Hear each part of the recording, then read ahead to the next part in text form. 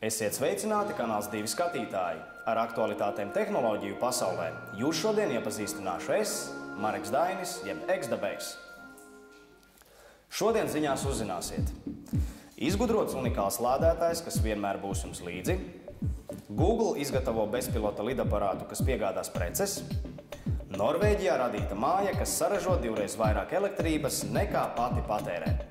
Iedomājieties situāciju. Jūs esat devies uz ballīti atpūsties, satiekat skaistu meiteni, kura piekrīt jums iedot telefona numuru, jūs vēlaties to pierakstīt, bet jūsu mobilā tālruņa baterija ir nosēdusies. Ko darīt? Izrādās, ka 2 Austrālijas jaunieši, Evans un Lūks, ir radījuši lādēšanas adapteri Plan V, ar kā palīdzību izmantojot nieka 9 voltu bateriju un mikro USB spraudni, ir iespējams uzlādēt savu mobilo tālruni. Vēl ļoti svarīgi ir fakts, ka Plan V sver tikai 7 gramus un izmēra ziņā nav lielāks par atslēgu. Pagaidām gan šis brīnumlādētājs vēl nav pieejams veikalos, jo vēl nav iegūts viss nepieciešamais finansējums tā masveida ražošanai. Ja jūs uzskatāt, ka šāda ierīce būtu noderīga mobilo tālruņu lietotājiem visā pasaulē, arī jūs varat palīdzēt ziedojot kādu eiro. Naudas vākšanas kampaņa pūļa finansēšanas projekta Kickstarter jaunu uzņēmumam Flintu ilgs līdz pat Ziemassvētkiem. Amerikas gigants Google šonedēļ paziņoja, ka beidzot ir veicis testus ar Project Wing bezpilota lidaparātiem.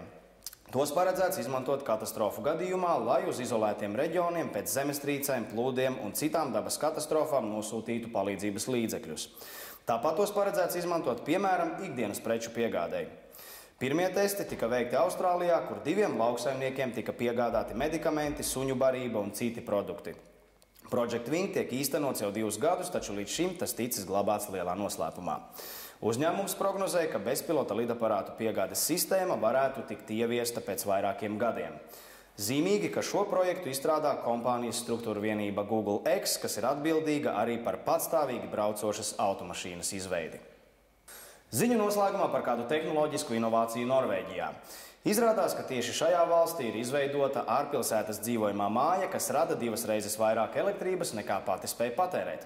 Tās mērķis ir pilnībā pārtraukt siltumnīcas efekta gāzu izdalīšanos Zemes atmosfērā.